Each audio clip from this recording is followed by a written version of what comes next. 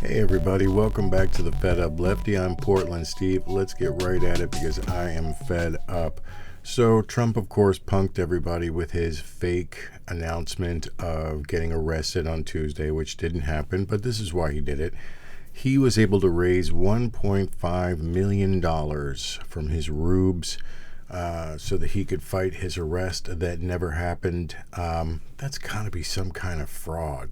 In my opinion, I don't know, I'm not an attorney, obviously, but that sounds fraudulent to me. If I raise money for a cause that doesn't exist, he's been fundraising off of it, so it's really bizarre. So that's why he did it, and he totally got help from the mainstream media, including MSNBC, who ran his announcement 24 hours a day. That didn't end up being true at all.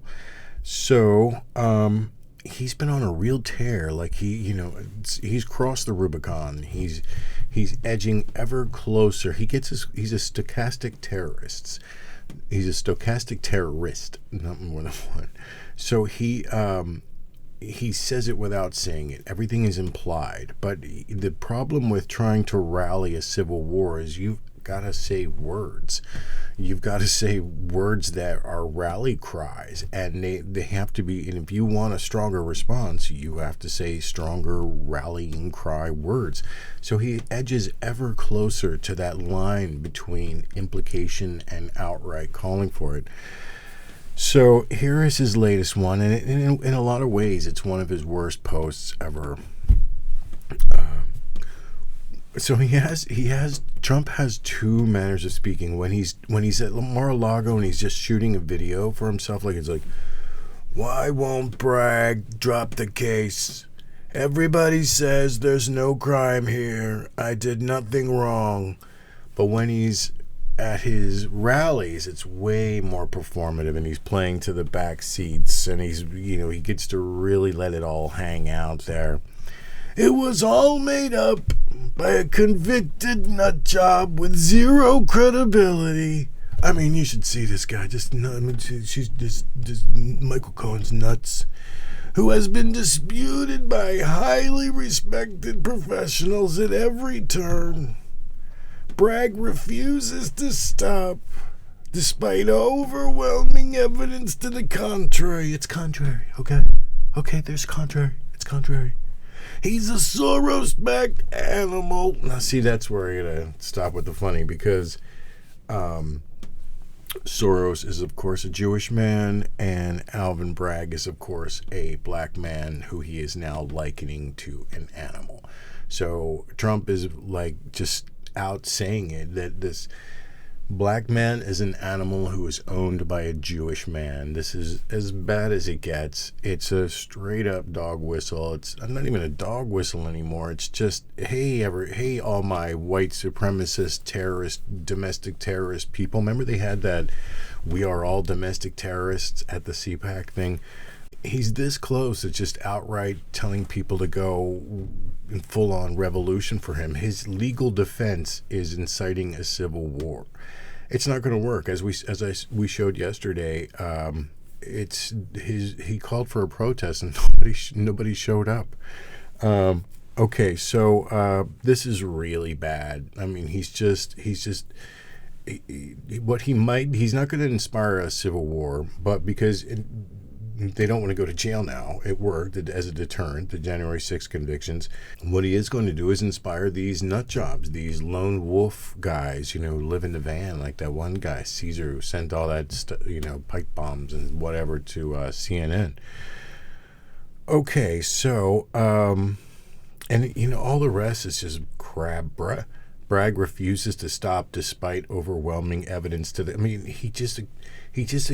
thinks that he can just say words, and he creates reality with these words. I'm saying that this is what's happening. So today he came out with another one. District Attorney Bragg is a danger. This is all projection, by the way. This is all projection.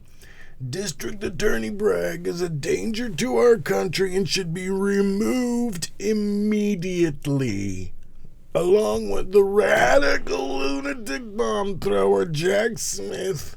Like, Jack Smith is a distinguished professional attorney who has tried cases at The Hague. This is not some crazy left-wing attorney who's representing marijuana rights or something. This is a really serious dude, and it's not going to work. You can't argue legal opinion versus public opinion. And the Civil War as a defense isn't going to happen. So this is going to end badly for Trump. It's going to end badly for the GOP, and then the rest of us will move on. And it's going to get crazy in the next couple of weeks, though, or even after this. The deeper the trouble that Trump gets into, the levels that he's going to be willing to ratchet it up. Like, maybe it's scary to think that he hasn't really crossed the line yet, as far as he could just tweet, I want all of my followers to grab their guns and take over their local city halls. He hasn't gone that far yet, but that's out there. That's still, he's still got that in his pocket, along with his pardon that he gave himself. So then he goes on, Jack Smith, who is harassing and intimidating innocent people at levels not seen before. Okay? Get Trump, Letitia James. He's so narcissistic that he can't complete a tweet without throwing his own name in there. The worst attorney general in the United States, an Atlanta DA, Fannie, he calls her Fannie, even though it's Fonnie, obviously belittling her, who's trying to make perfect phone calls. What's a perfect phone call? A perfect phone call would be like you won the lottery or something. That's a perfect phone call. A perfect phone call trying to find votes that don't exist so that you can win. You can cheat to win an election is not a perfect phone call. But if I shoot for 100%, then even if I come to the 0.5%, my lie got to the half. It's like the media has to do a better job of calling this stuff out. And a plot to destroy him, but reigns over the most violent crime scene in America and does nothing about it. Okay, I guess they're talking about Fani Willis there in Atlanta, but they've also been saying the same thing about New York, that, how can you be coming after me when New York is so crime-ridden and, there's so... but look, overall index was also shown. This is NYPD announces citywide crime statistics for December 2022.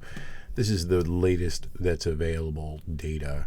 And the overall index crime was also down by 1.5% for the fourth quarter of 2022 compared to the fourth quarter of 2021, led by a decrease in murder, decrease in grand larceny, and a decrease in burglary.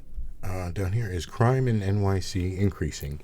Homicides fell last year to their lowest level since 2019. So that's another canard. These aren't. New York is not experiencing the crime wave that Kevin McCarthy just lied and said was happening. They're like, why aren't they going after the crime? They are. They can walk and chew gum at the same time. A crime is a crime, and just because it's a white collar crime doesn't mean you don't go after it with the same vigor. Anyway, I'm Steve, the Fed Up Lefty. Thanks again for watching, and crush that like and subscribe button, and I'll see you guys tomorrow. Thanks.